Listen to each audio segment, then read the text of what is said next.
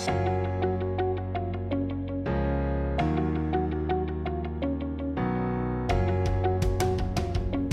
I'm talking tonight with Drew Ladd. Drew is a fantasy author, activist, public speaker, and podcast host. He was a featured author at the Mark Twain House Writers Conference in 2020. His first novel, Wolfsong Beloved, launched in March of 2021.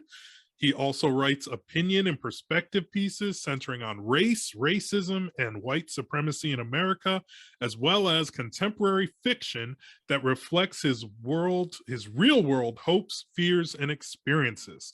Apart from writing, he hosts the insightful and comedic podcast, Negroes in the Wild, where he explores the often hidden and unexamined life of the American Negro as they navigate the wilds of suburban America, equipped with only their wit and wisdom. You can keep up with Drew on Facebook Live, where he comments on and critiques racial oppression in America. You can also support him at patreon.com/Drew Writes Stuff. How's that for an introduction? I was going to say, you made me sound like somebody in that introduction. Email that to me. Say it with me. I am like somebody. Man, listen, I feel like we're all over Jesse right now. We can just admit it. It's not the 90s anymore. His ship has sailed. We can just admit it. Listen, Jesse, we believed in you. We still believe. You can listen. The snacks are over there. Just... Oh my goodness. Yeah, so for those that don't know, man, I've actually been enjoying talking with you for almost an hour before we even started recording here tonight. Because I just love hearing from you. I love your perspective. Even when I disagree, you always challenge my thoughts. You always give me something to think about and make me go, huh, maybe 2 + 2 does equal 4. Thank you. And so I appreciate you for coming on. I kind of shared this is part of a project that we're doing with our human rights advisory committee in my town, and I'm part of that. And I said, I would like to be able to just do interviews of folks. There's creative folks, there's insightful folks out there, and they're all members of here's what you all have in common. You're all members of the LGBTQ+ community. And it's like, they're out there, they're among us. Some cases they are you. Like, that's right. That's right. But I wanted to hear, and this is also a great excuse for me because you and I haven't gotten together in a long time. And I wanted to hear your story because when we were together last, I didn't get to hear your full story anyway. So you're excited to share it all the more. You're so intriguing. So tell me about your childhood. Where did you, first of all, where did you grow up? Because I know I've heard you say before, a young gay Black kid from the city. So where did you grow up? I was born and raised in Hartford, Connecticut. Okay. Until I was 17, so all the way up until I was in 3rd grade. I had never actually, other than the white lady that went to our church, I'd never actually seen a white person in person that wasn't a police officer. And I say that not lightly. I remember very specifically my first day of 3rd grade. From the moment I walked in the building to lunch, to going home, the bus ride home, I remember everything. It was, I won't say off-putting, but it was the first time I realized that maybe what people were telling me about the world wasn't all the way true. Like, all the stuff I had heard about white people before going to a predominantly white school, it turned out most of it to be not true. And I spent half the day paranoid about all of this silly stuff, and then the other half making friends. And I realized that like letting my guard down wasn't as big of a risk as other people made it seem. And maybe that was like their problem. And I could take a couple steps out in some things and explore a little bit more than some other people could. And like I said, that was the first time that happened, but it wasn't the only one. But my childhood was like. But tell me more. I want to walk down that road. What had you been told? What was the view that you had? Let me give you the whole tea. So I'm not gonna say who did it because I'm gonna keep people's name out my mouth because they ain't here to defend themselves. But like, I was a baby, so I was taught this. White people had money. Let's start there. White people Okay. have money. There's no such thing as a poor white person. The poorest white person has more money than a black person with money. Their perspectives on money are skewed. That's what I was told. So you're Turned saying out there it was are not true. there are poor white people? The first friend I listen, there's not many, but they exist. Listen, even we win the lottery. Okay, look, hold up. Let me reverse that. But the first friend I No, made no, that in explains a lot. Actually, I think I was like, wait a minute. now that you mention it. Uncle Theophilus was right.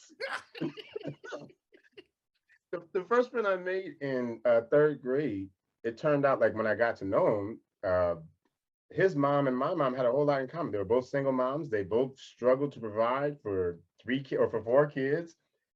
She had four boys, and my mom had three boys and a girl.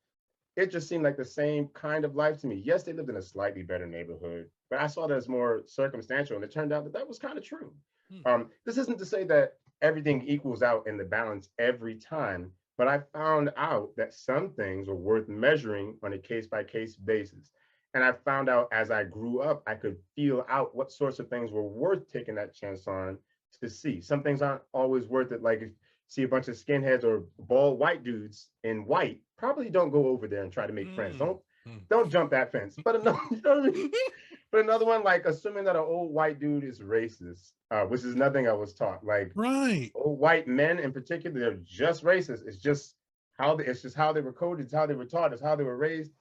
And like that's the last one I would think of all the things I was taught that I let go. Before I get to old white men are racist, the other things, white people chew food a whole different way. I remember that very specifically. I remember, yeah. I remember even watching movies. I'm not kidding at all. Listen, I was on the spectrum. I still am on the spectrum. Watching movies to see how people chew their food, how white people chew their food, and trying to do it like them for like weeks. I'm not kidding at all. I did. I really did it. That's why I had trouble with lunch that day. Anyway, oh, white people turn all kinds of colors. So I knew about blushing, but I'd never Right. really seen it in real life. Like I have light skin cousins. My grandmother is blonde and pale. So I've seen Okay. blushing before, but it seemed like it would be a different thing. I don't know. It was just white people were completely foreign to me. And I want to be clear here. Like white people were foreign to me in my mind, in my head, right? In the idea I had formed in my head that was part what I believed and part what I was taught. It was a whole soup of things. But it had like white people were definitely real, but to me, like the version I had been taught just wasn't, it didn't comport with reality. It was a lot more nuanced. And I don't say that because everything is more nuanced. I say that in like it was worth exploring. Um, in a lot of ways that opened me up to exploring a whole bunch of stuff. And I'm not talking about the obvious. I'm talking about many, many other things like exploring life as a creative and other things I did in my youth to go out and see the world and all kinds of crazy chances I took that maybe I wouldn't have if I don't know, wouldn't have been opened up so young that the world could be so much like not better. I really want to stay away from that word because I think it sets a certain expectation of outcome.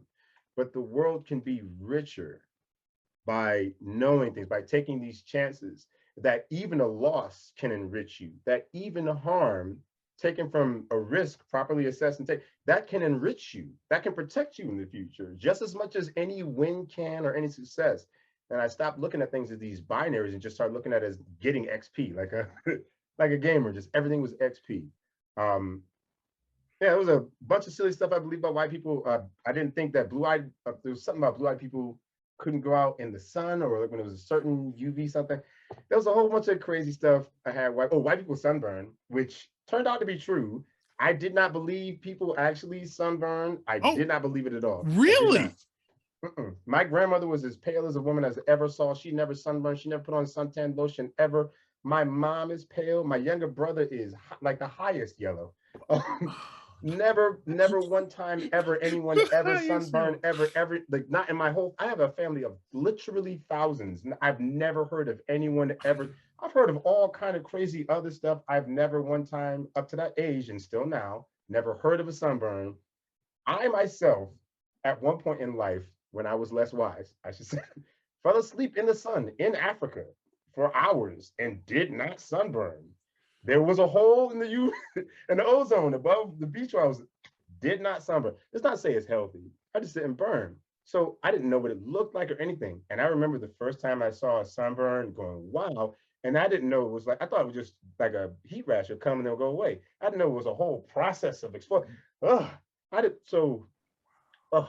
My whole life to this very day has been the converse. It has been white people saying to me, "You mean black people tan, and Yeah. some of them even burn?" Yeah. I'm serious, and I of course laugh and joke, and I say, "Yeah, you'll see, because I'm going away down to Florida for a week, and when I come back, let's compare now, because when I come back." We had the same, like, see, so the tanning thing I did get, and white people were surprised.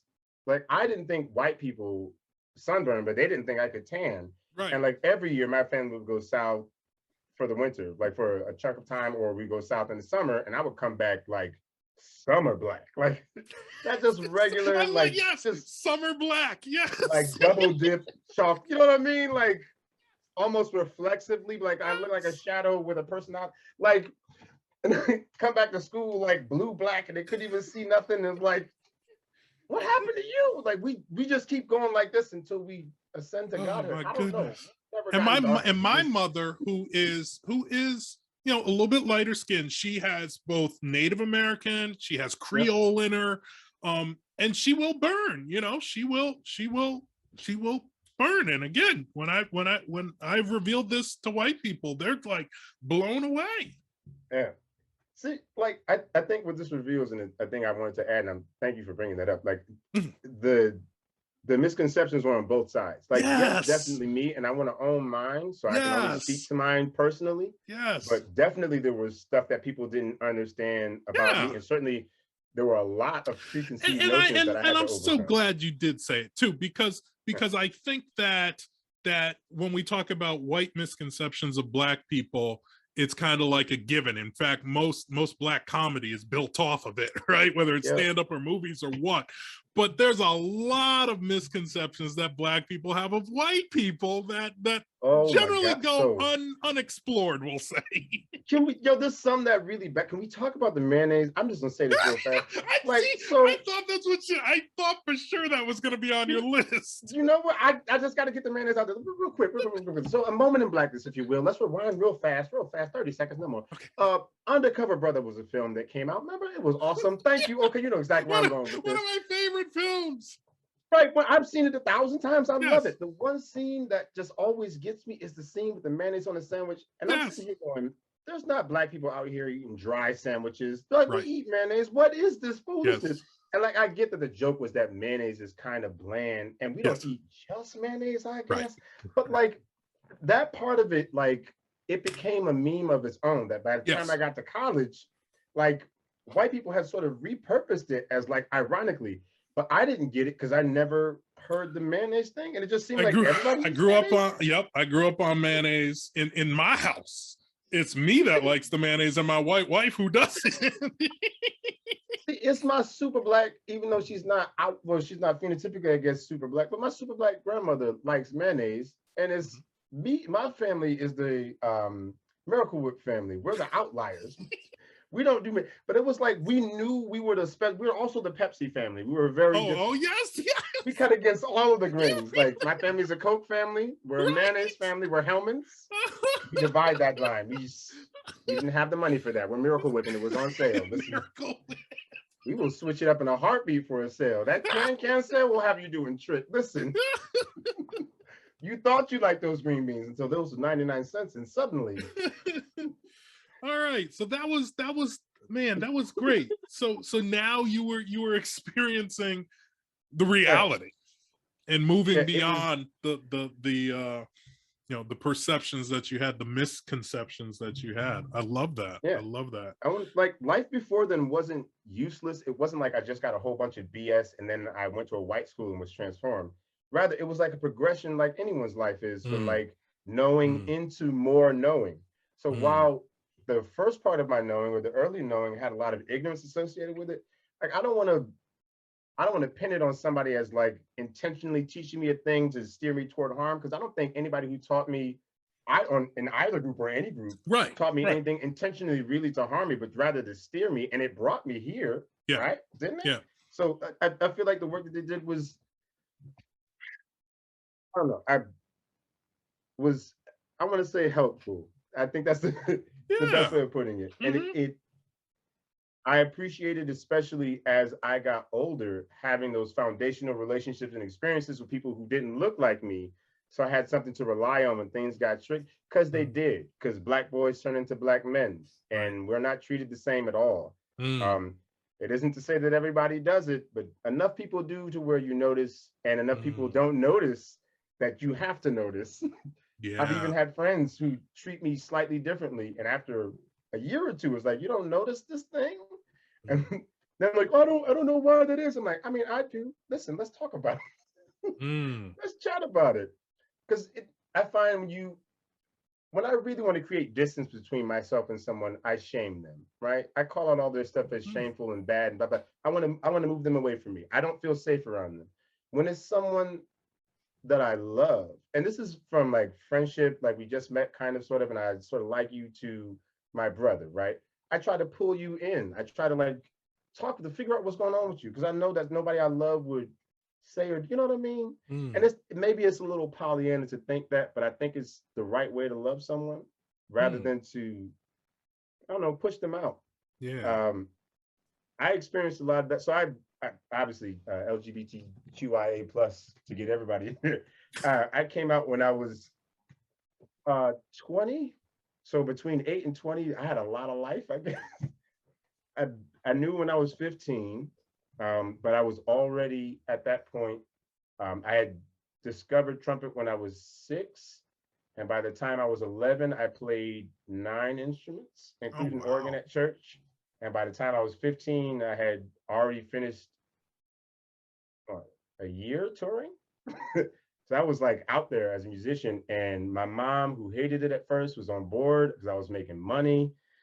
Uh, it was like my life couldn't have been more perfect at that point. I know it's 15, but like it couldn't be more perfect at that point. And I couldn't have been more terrified, because I knew, but I thought, oh, this is going to go away.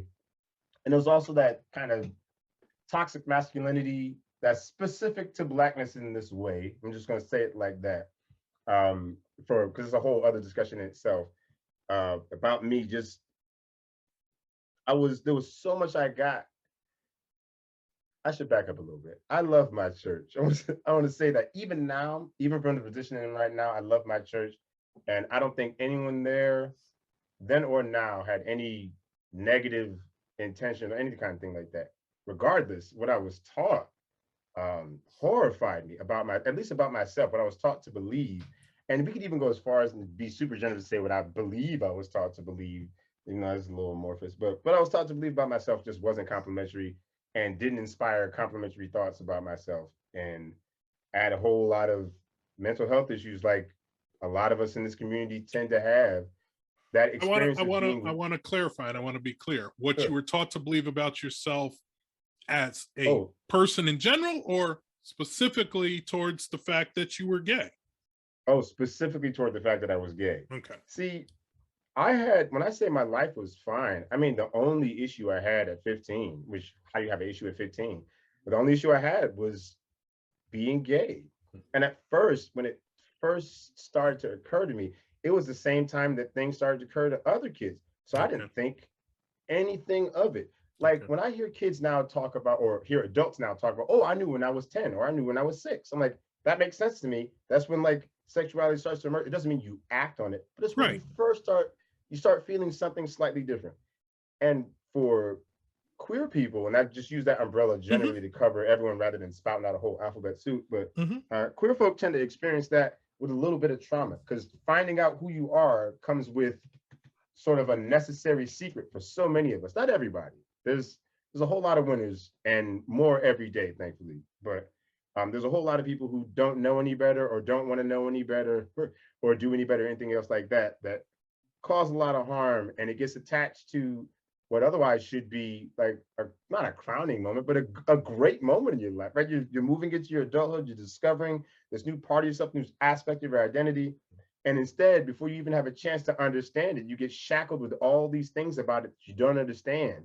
Like you don't have the head to understand sin at 15. I don't care how sophisticated you are. I'm sorry, no one has the ability. Even now, I can't comprehend eternal punishment or anything else. It, those things to lay on a child, it was too much for me. I can speak to, and too much for so many people that I've met. It's just, even if that's the message, and look, I can decry the message all day and all night and have. I'm not going to do that. But even if that's the message, I felt like it should have just been delivered in love, and that just wasn't love. Telling somebody they're going to die like that, a child, that's not love. I've heard people try to describe it as love and say something akin to, well, if you saw somebody who's about to get hit by a car, wouldn't you scream, move, and push them out the way? And then afterward, no, it's not the same, because I'm not in imminent danger and you can relax. Like, you know what I mean? Like, it can't be just sex and don't worry about it unless you're gay and then, oh my God, you're going to hell. So I had to deal with all of that as a teenager, and like, I didn't have the vocab to even deal with, you know what I mean? Right. And I struggled with it for years. I mean, there wasn't the internet like there was now. It was 1995. The internet had just become a thing, but only for certain people in certain areas in certain ways. Certainly, it wasn't the juggernaut of everything that it is now. So you couldn't Google. There was no such thing as Google. You couldn't look Right. anything up on the internet. It didn't exist. God, oh. So I had to like wing it. Like I try to tell it to kids now, like y'all have smartphones, you can look up everything. I had to just guess. Like simple things, like how does sex work? I had to go off of rumors. Understand? Yeah, rumors. There was no internet to guide me. I didn't have a whole bunch of friendly gays out in the background. And I'm 15. What do I look like trying to approach an adult man? Like, you know what I mean? Like, I had a gay uncle, thank God. But even that, like, my uncle was so cool. And I say this, I have nothing but absolute love in my heart for my uncle. My uncle was so cool about it. Like, we never got to discuss it because it never came up. We were in his apartment with his husband. It never came up. We were just hanging with my uncle. I didn't care. He didn't care. And so it never, with him, since it was such a non-issue, it never got to that critical point of me needing to talk about it when he was around. And unfortunately, he passed away before I came out. And I say unfortunately doubly so, one, because I love my uncle, and two, because I would have loved to have shared coming out with him. Yeah. I looked at it at the time as something that was so horrifying. I was 20 years old. I was into 2 years of college. I was a year into failing out. I was depressed to almost being immobilized, but I was compelled to do all of this stuff. I had 21 credits. I was just absolutely overwhelming myself at work, so I didn't have to feel any of this stuff. And I came out. It was like I was so under pressure. I was in my room at my desk. My roommate was going to bed, and I just came out. I just did it. I was terrified. How did you come out? So I was sitting at my desk. I was drinking Chivas Regal. I was on purpose. That tells you how old I was at the time. Just pin it to the time, not my character. Pin it to the time, not my character. And I was drinking. I was slugging it down. I was enjoying it. Oh, I remember enjoying it so much. Oh my God, my mouth.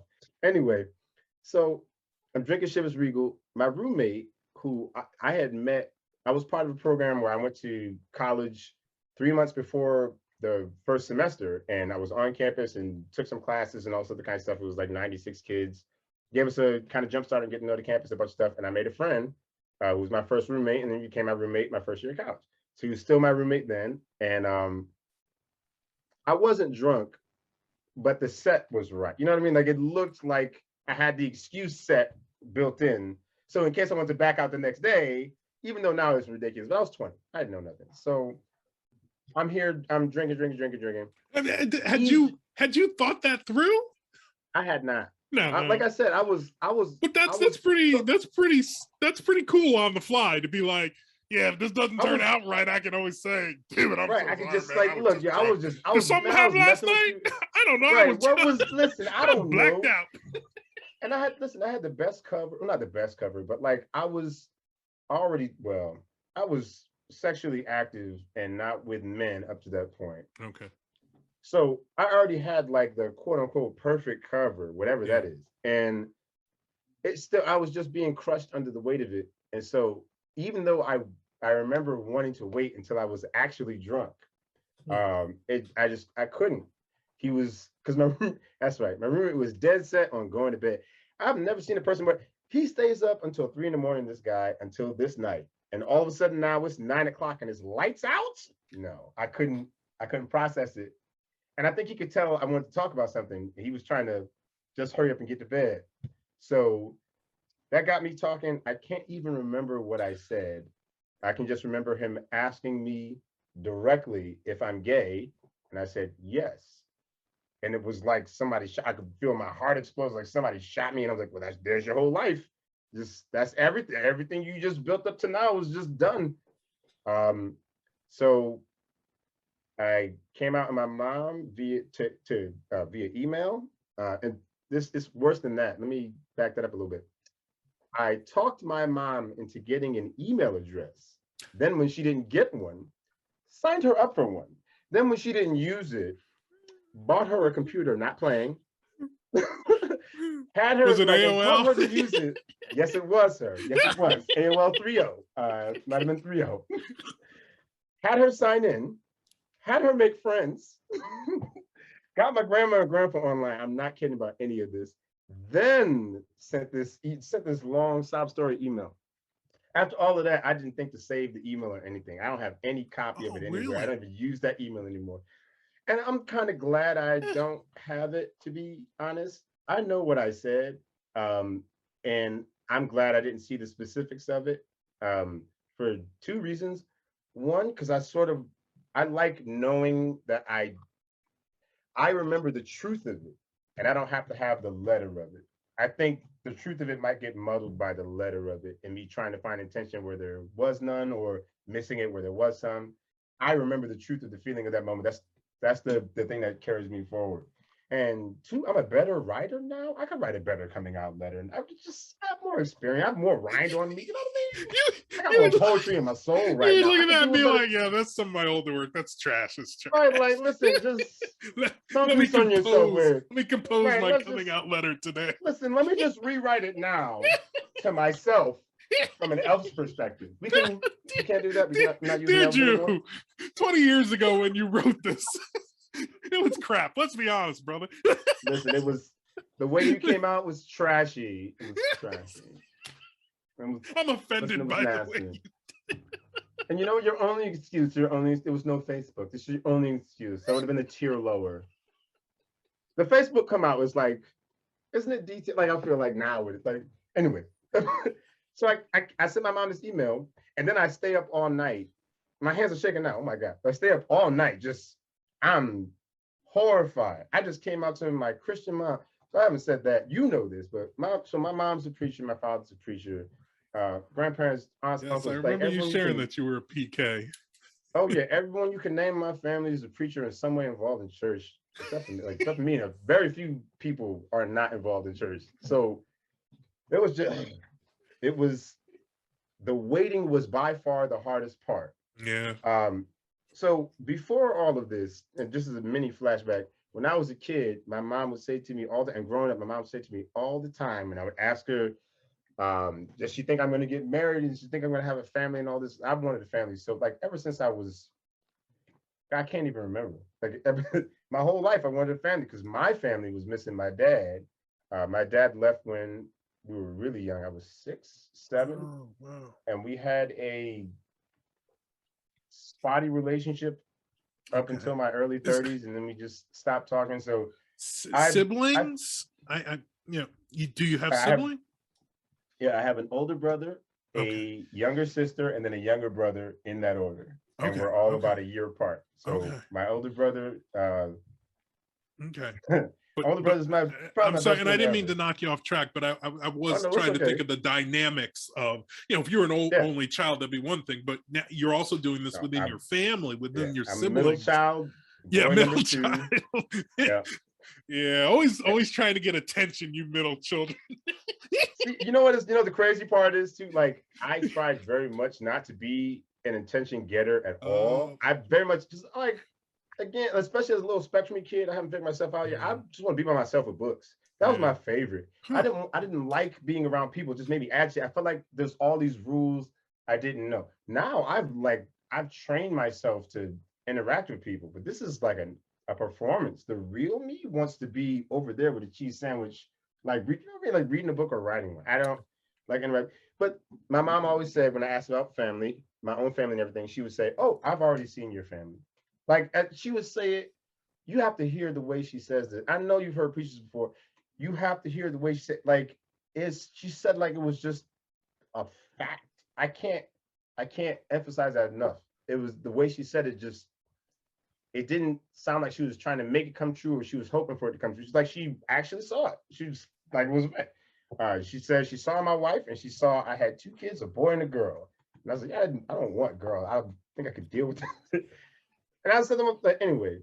So I remember Now when I you're sent that letter and I was thinking about that yeah, now when I you're sent the waiting for the letter and I'm like, response. I've not only mangled my life, but I destroyed my mom's dreams.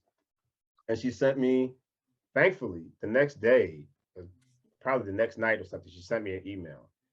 I can't remember when I got it. I could just remember when I saw there was the email, I cried because I knew whatever the email said, it was the end of whatever relationship we had before, even if it was going to be a better one, supposedly, you know, whatever you want to Yeah. measure. It just was the end of what was before. And I loved my relationship with my mom growing up. I know some people don't have the most comfortable experience um, grown up in a single parent household. And I won't say every day was roses or even most of them, but the ones that were the rosiest rose. And on top of that, I wouldn't trade a single moment of that experience. So I wouldn't wish for it or wish it on anyone, but I wouldn't trade it. It's, I don't know. I think my pain in that way has shaped me as much as my progress, my wins. My losses are on the record just as much as my wins are. They're just a part of me, you know what I mean? And I Yeah. don't see them as subtractions, Right. right? I see them as like lessons. They really are. Some of them were hard lessons, some of them are unnecessary lessons, but they were. And I think there's something that can be taken from them. It doesn't Oh, mean that right. all Yeah. trauma should be parsed in that Not way. only yes, there's something to be taken. I mean, that's yeah, Right. that's wisdom. There is to realize that. I don't think all trauma should be processed in that way. I want to be clear, just like because a lot of queer folk experience a lot of trauma, and I don't want to tell people that you should land on, you know what, everything's square. I don't Mm. think that's where everyone should land. Like, resolve your own issues Hmm. in your own heart. Like, resolve it with your own wisdom. I think that's the best way to do it. Like, take what you know and what you've learned from other people and apply it with love to your life. That's how you do it. And sometimes love means knowing when to walk away, whatever. Anywho, so I was thinking this to send my mom this email. Um, I get an email back, and the first line says, "You are still my son." So I read that, and I just start crying all over the place Crying. Yeah, I was again. gonna say I I can't almost even, got a tear right here, bro. right. I almost got a tear. And I was like, that was the last thing I expected the thing to say. So it just took me forever. Like I cried all over again. It took me Yeah. forever to even get to the rest of the email. Yeah. I even remember like laughing about it because it was like, how are you gonna cry over a sentence? You can get this whole email. You know, my mother's Right, a right. writer It as could say well. but. And so I knew it was gonna be this whole long. And sure enough, I scroll and it's like, oh look at this. This is the old internet. Even letters loaded slow. She got a whole Bible on her. Okay, so I go to read this thing, and it starts off really good. And I'm talking from my perspective, obviously, but it starts off really good, saying you're still my son and all this, and I still love you, and da da. And then it goes right back, like nothing changed. She said, "I know what you're feeling now, and you think it's true, but I've seen your wife and I've seen your kids." And Right. like when she said, like when I read that this time, it ran up against something in me. I can't describe it. It wasn't willful. It just, I felt it hit something that hadn't hit before. It used to just go right through me like the truth. And this time it was like, nope. And it was very practical. It wasn't like a rebellious, I know what that feels like. This was like hitting something that was just, I don't know. Um, so for a while, things were pretty bad after I came out. I got cut off. Mhm. I can say it laughing now, but I was, man, I didn't have no money to start with. How you gonna cut somebody off? There's nothing to cut off. I dropped out of school. I remember the day I dropped out of school. It was the worst. It started off as the worst day. It was gray. It was raining. It was that kind of cold, that autumn cold, where it's like cold gets into everything and it's wet. Everything is wet and cold. You just can't get warm enough. It was like that. Your skin is gray. Everything's terrible. And I had spent all day putting it off. And I knew if I hadn't done it, I would not withdraw. And it was the last day to withdraw from school. So I walked myself over to the registrar. I was just, it was the worst feeling. I had like my whole neighborhood. I was the first kid to go to college. It felt like I had let like a universe of people down. Yeah. You felt, man. And but I knew it was the right thing to do. I knew I had to do it. It was one of the few moments in my life where it felt like I was making a decision, like a hard decision as a man. And it was one I did not want to make. Hmm. But I went to the registrar's office and I withdrew and I walked out Wilbercross building. And I remember taking 2 steps down the stairs with my hand on the rail, and I could not go any. I just like I, it was like I had just reached as far as my body could go. I just couldn't do it, and I was like, I just this day can't get any worse. I just can't go further in this. And like right then, the clouds just separated. I swear to you, this happened. It's like instantaneously separated, and I started laughing because I could see my shadow, and I'm like, oh, okay. Well, I guess I'm supposed to have a good day now because the sun came out. And then a friend just showed up and was like, you want to go to dinner? It was like the whole rest of my day was like that. I didn't really understand it then because I thought, why would God let me have a good day? I'm gay. Why would that must have been, I just built that up in my head as all these things. And it wasn't until much later that I could see that it was really the day, I don't know. I wouldn't have had a good ending to my day if I didn't end my day gay. I don't know how else to say that. I couldn't have gone back home and pretended to be anyone other than myself and loved myself.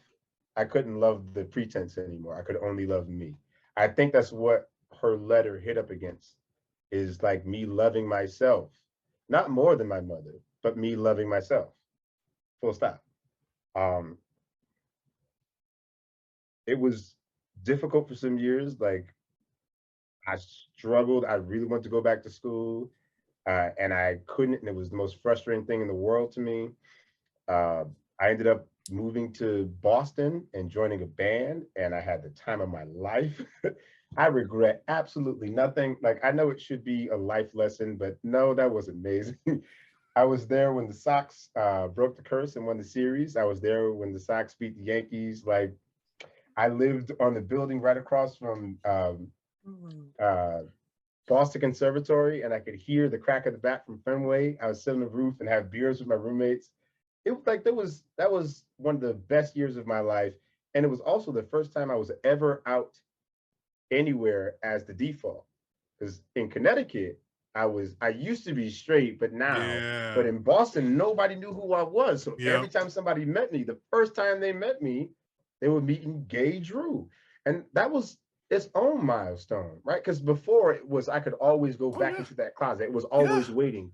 Because that old suit was still there and everybody knew it and everybody liked it. But here, there was no old to run back to. I couldn't do straight for them because they only ever known me as gay. And the longer I was there, the longer I felt not it was a choice, but the longer I felt it was something I was allowed to inhabit.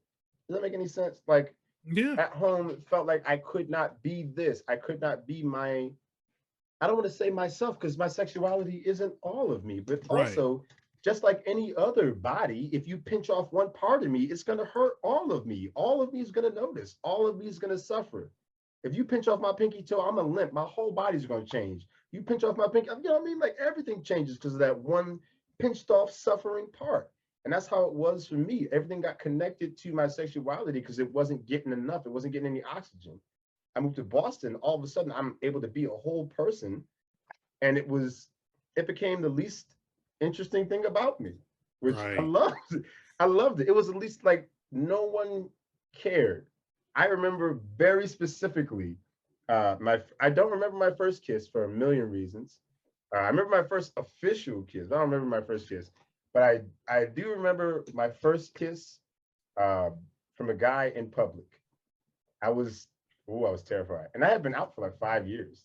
I had dated a little bit, but I was still I had a lot of church in me that needed to be processed. It doesn't mean it was anti-gay Right. necessarily. It just means that my beliefs and the extensions I had built onto them and things I had been taught, all that kind of stuff, it just needed to be worked out. I need to reconcile that, and I hadn't done it yet. But I was on a date with this cute guy, and I couldn't believe I was on a date. I just thought it was the most incredible thing ever. Um, we went to a restaurant with pad thai. I hate pad thai. I ate the whole thing. I hated it. I couldn't have been happier. It's like, oh, I hated it. I ate the entire thing. Pretended to love every bit. Oh, we got to come back. Oh, Jesus. Okay. And we go we go across the street. We walk past a couple music stores. We're talking, we're gabbing. Everything's great.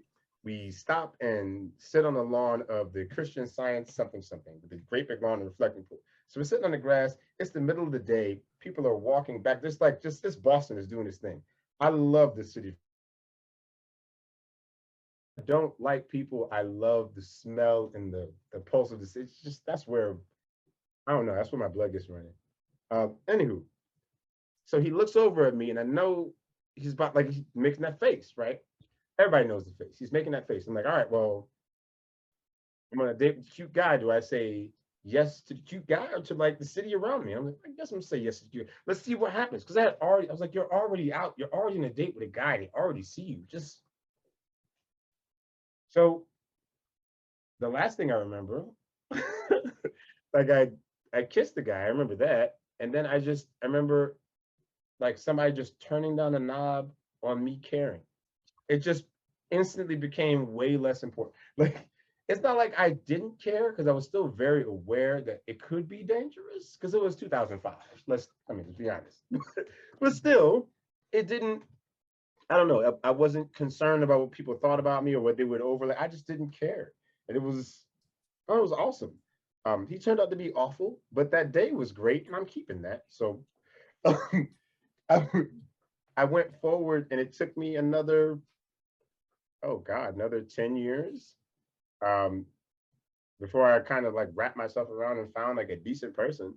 But it was worth it. And all that time of being single and basically having to experience childhood again. One of the things I talk with my queer friends and I often talk about is like second puberty, where you have your first puberty, where your body changes, but you're not allowed to touch your sexuality. It's the most ridiculous puberty ever because it couldn't be more forefront in your life and it couldn't be more forbidden. And only queer people really experience that level of like you're not allowed to be you in this fundamental way. And then when you're finally in your 20s or whenever you come out, now you have all of that. Like I didn't have any sex during the time when I wanted to have sex, period, and all the other everything else that everyone else gets to explore when they're stupid and teenagers. You're now doing that when you're in your 20s, and the stakes are way higher. Right. It's super chancy, and thankfully, I was surrounded by a a ton of um, queer people, in particular, people from the bear community in Connecticut were just wonderful to me, just flat out. I did not expect to meet a fraternity of brothers that would be not only supportive, but friendly. It always sort of felt like since other people made sex like the main my sexuality, that was always going to be the thing. When you go to a gay bar, it's about sex. When you go to a gay event, it's about sex, sex, sex. And I found out that was just the case for other people. That wasn't the case for me or almost anyone I ever met. It was just about we get to be here and not have to worry about whether or not it's about sex or about anything else, just like everyone else out in the world. And we have pretty much the same lines of delineation as everyone It's else in the world. a safe or comfortable environment. It was about. Yeah. So I even after I came out, I didn't go to a gay bar for almost a year. I just didn't see Yeah. the need. It was just like, eh. I never tried to sneak into a gay bar or anything else like that. And then when I was finally like old enough and everything, it became, all right, well, why aren't you going? And I figured, you know what, I'll go one time um, to say I went, but I know it's not going to be my thing. I always felt like when I was in my 20s, I felt like not that I was unique, but I just didn't feel gay enough. I remember when I went to a meeting, I think they were called Aqua at the time at UConn, whatever the Queer Alliance at UConn was, and I don't mean to say that dismissively, but the Queer Alliance at the time at UConn, I went and visited them during a meeting twice. And one time specifically, I remember they were discussing a drag show the entire time. Nobody talked to me. Like I tried to sit near people and talk to them. It just didn't work. It was a disaster. They were using words and terminology that I just didn't understand anything. And it felt like I got to go up to the gates of the party, but I wasn't allowed in. So, and part of that was my own insecurity. I mean, they missed a thing, but also so did I. So mutual, at least in that instance. And I had to find support elsewhere. And like I said, I found it in this fraternity of guys who were, you would think stereotypically would be super predatory. Most of them were 15, 20 years older than me. And never one time ever in, God, more than a decade, never one time anyone ever over multiple states. And if anything, they were super protective of me. And I got a lot of great advice earlier that at first seemed a little bit forward, I'll say. I think that's a polite word to use, forward, but it was still true. And I found out that most of the hangups I had about the way I was being given information were my own and not, it was just stuff I had my own to deal with. And as I grew into my sexuality, which everyone does, by the way, I know that's obvious, but like everyone does, because we often talk about the gay experience as if it's unique, as if discovering your sexual identity and exploring that is a unique thing to gay or queer people. And it just isn't. It's every single human being does it. Some of us get in really weird places when we do it. That's just what happens. It's the same thing when you're finding your own personal identity. It's the same thing when you're finding your voice in any medium.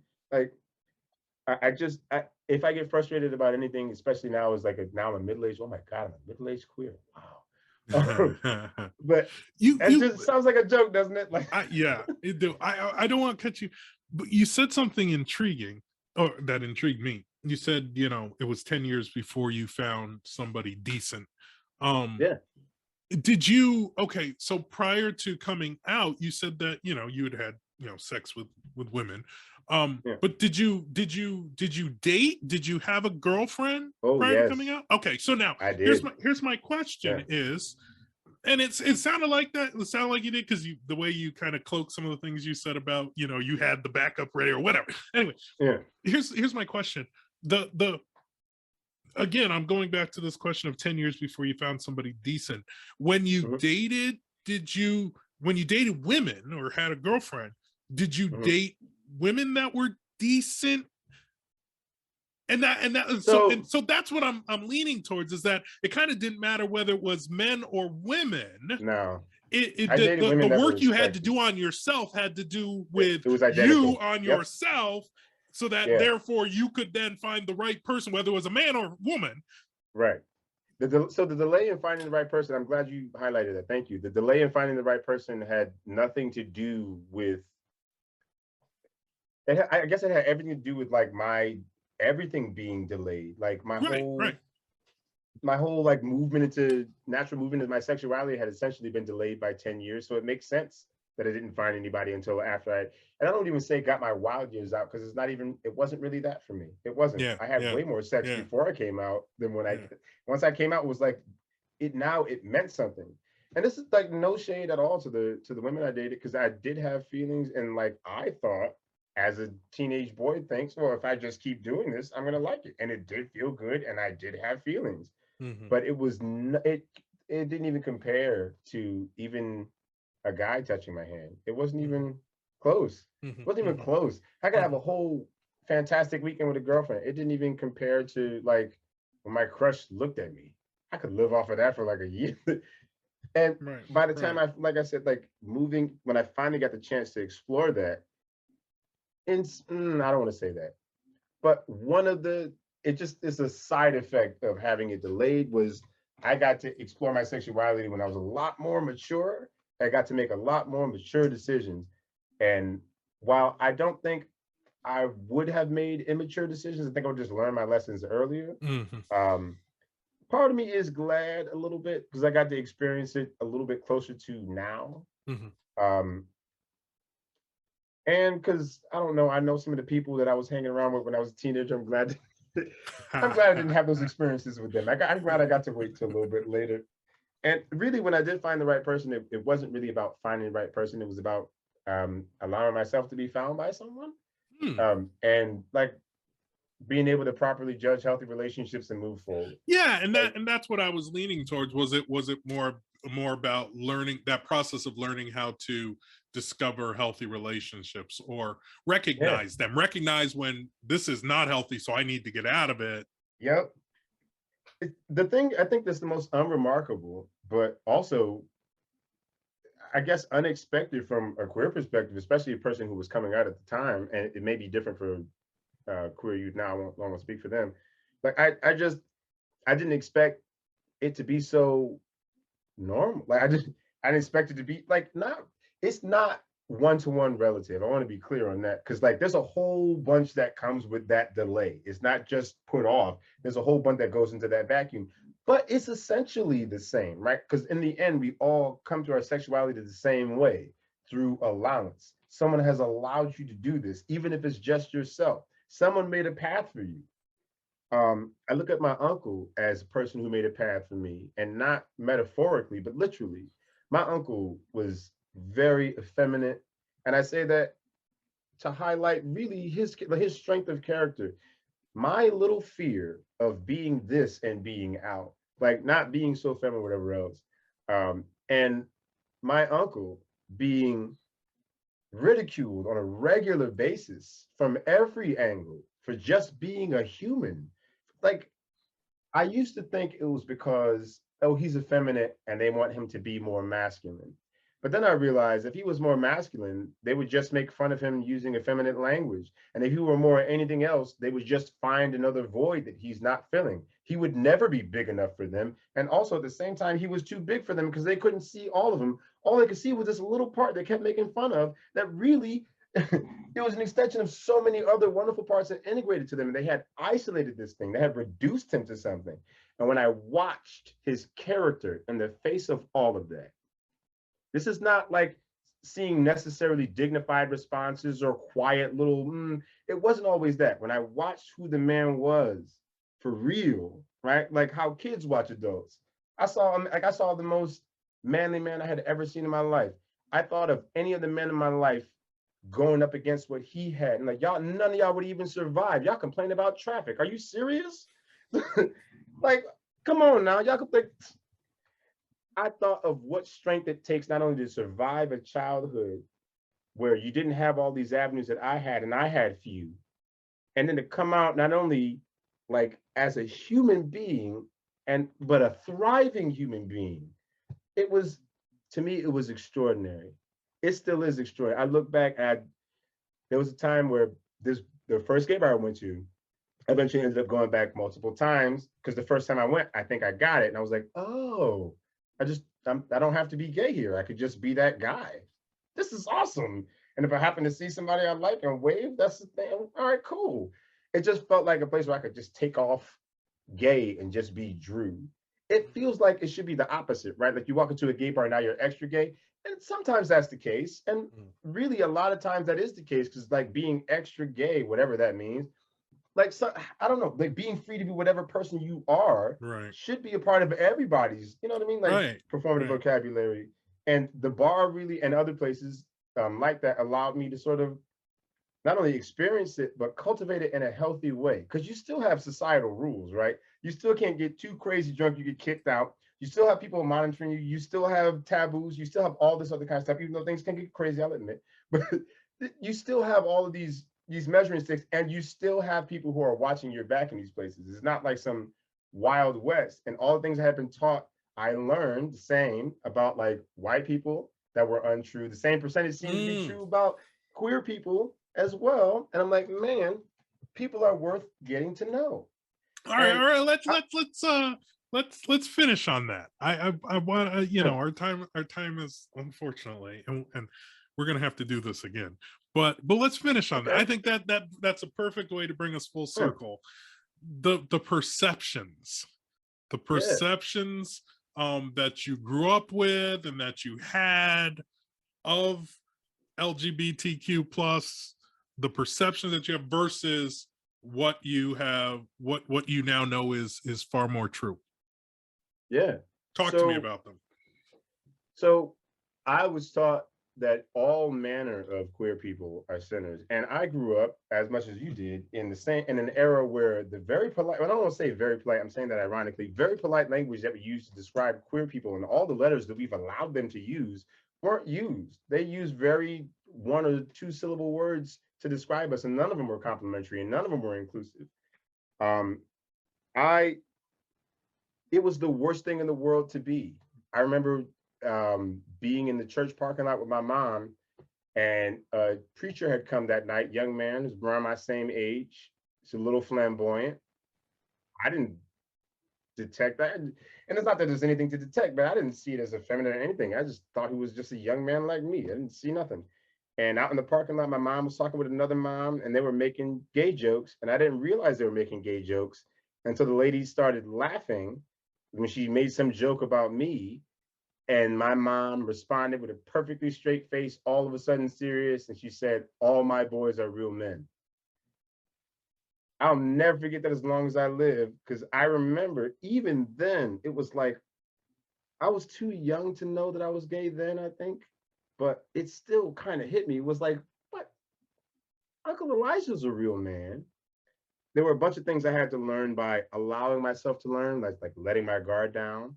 And there was a whole nother level of things I had to learn by moving into some really uncomfortable spaces, um, like things I never thought I would be able to understand, and getting to the edge of my comfort and a little bit further sometimes to really not be desensitized, but to really like understand some things from a new perspective.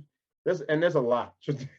The queer community is wide and deep, and there's a whole lot to learn, and always more every day, like it is with any group of people. Um, but I think the thing that I get from being queer perspective wise that I wouldn't have gotten from being gay specifically, um, is getting a front row seat to like all the worst homophobia of all time, like, right in your face, and when no one knows that you're gay. I had that for 20 Mm. years. So it wasn't like everyone had, like, I had fulfilled the promise, right? I had the girlfriend, I had the long-term girlfriend. I was gonna get married. I had that, everything was coming in, right? And then all of a sudden I destroy all of that. Um, I know firsthand what people's disappointment feels like after they have appointed you wrongly. I know what that feels like. I know what it feels like to have a gap that you can't fill, no matter how good you are, successful you are, anything else, because you won't ever be that thing they want you to be. And it's gone from it being this opposite, this opposing force, gay and straight, to just being this other thing. Like, I used to think of it as sinful and horrible and disease and blah, blah, and all this kind of stuff was pinned on it from other people. And then when it became me, I was terrified of me. And then I was like, wait a minute, I know me.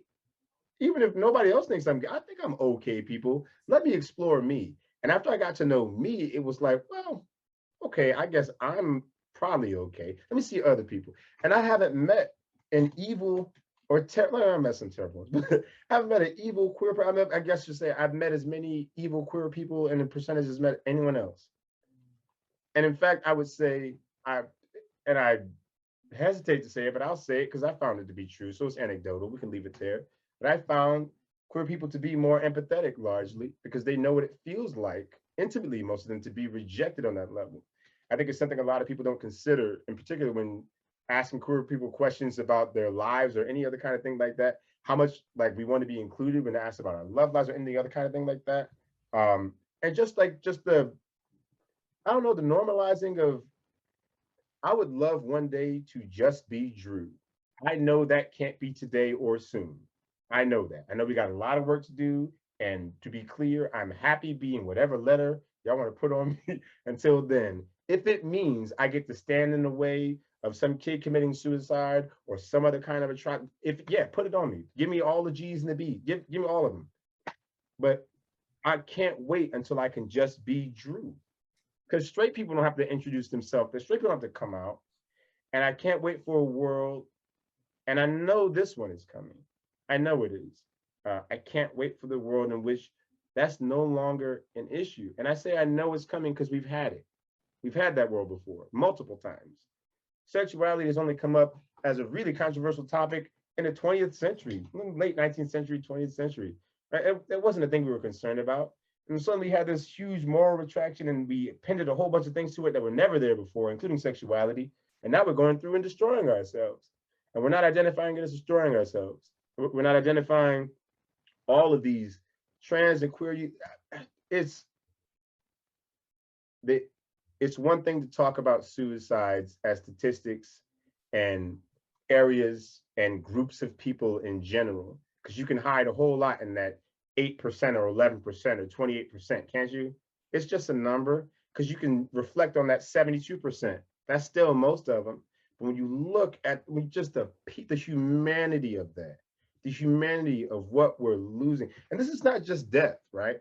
Because death is in death, at least there's some finality. The trauma at least has an end point. Even if it's a bloody and a horrible one, it ends. But it's in the survivors that we traumatize daily with our indifference, with our callous language, with our lack of willingness to adapt, even though we do it all the time for straight people. Miss May can get married tomorrow and be Miss Smith, and every last person in that office will have that new name in their mouth. Bet that. Matter of fact, before she left, y'all had the thing on her door changed to reflect her new name. And yet we can't get trans people right? That's BS to me. I'm learning so much about how, or rather I don't want to say learning, but I am, about the things that stood between not just me and happiness, but queer people and fully realized lives. Let's just say it like that. And it isn't us and our trauma. It isn't. In the same way that we talk about Black people, we tend to talk about Black people, we tend to talk about queer people as like trod upon, right? We discuss them as being rooted in some kind of trauma, typically linked with coming out and people not liking it.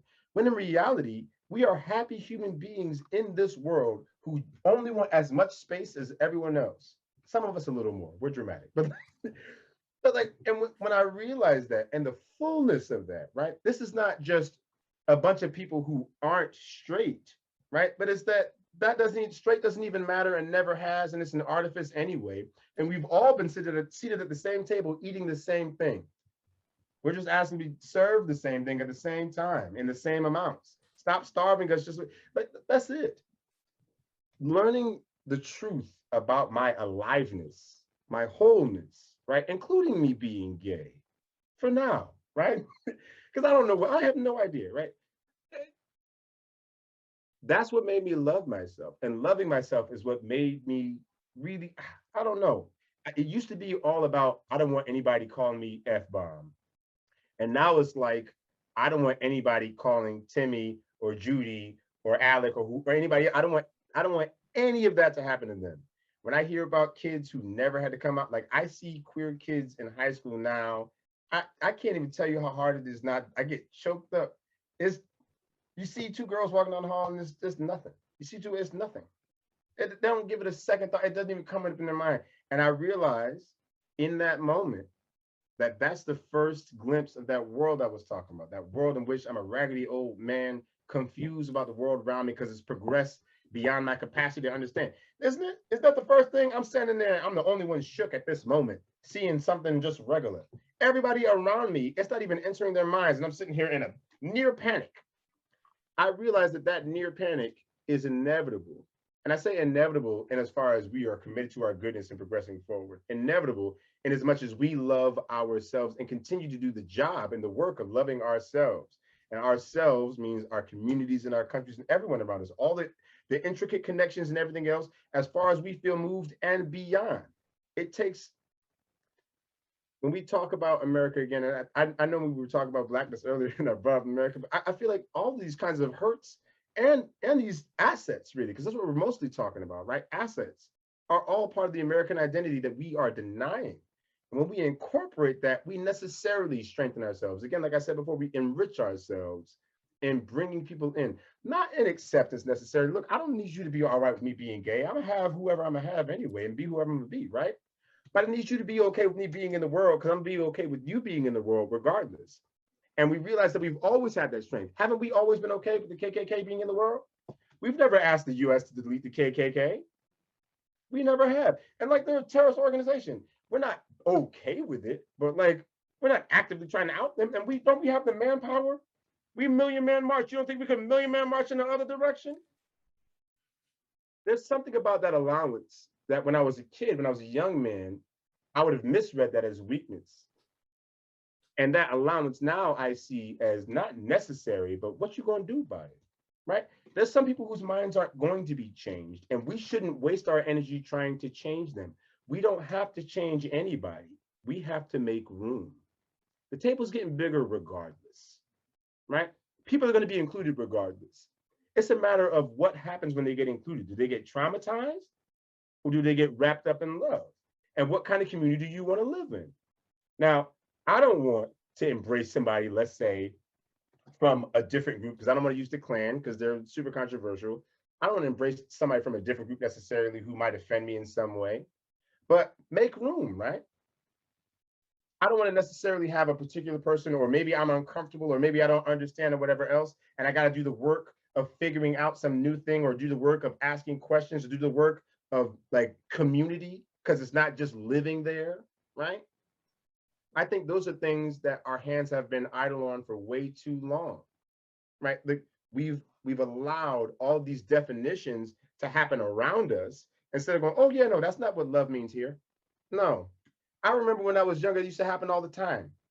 Pastors used to do it in particular, reclaiming words, right? Going in and saying, that's not what love is anymore. That's not what love meant. Or love requires this embellishment now in this moment. The rearticulation of love has always been what progresses communities, what progresses more love, right? Is figuring out what love means now, not just what love means, right? And in that progression, we find ourselves loving ourselves. And in that understanding, we find ourselves including people, not out of some obligation, but because we see ourselves over there, not in trauma or in some horror that could have happened to us, but in love. And in that capacity, we invite other people to love. Like, how could you not want somebody to, you know what I mean? You experience all that. How could you not want to share that with someone? I think it's that community that I don't know. I want to say communion. That's the word that's on my mind. I'm gonna say it. It's in that communion that community comes, right? It's not just in having the same zip code, being on the same street. That's not community. I struggle to imagine, honestly, like I said, a world in which that's happening, and I'm kind of glad I struggle to imagine it because it means I'm getting old.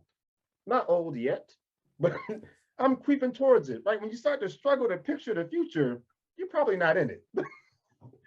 And to be honest, I'm That's kind of another glad whole. about it. That's another whole podcast. That's another whole, that was I'll say deep I'm glad too. about it because That was deep too. But that's another. I'm, Whole.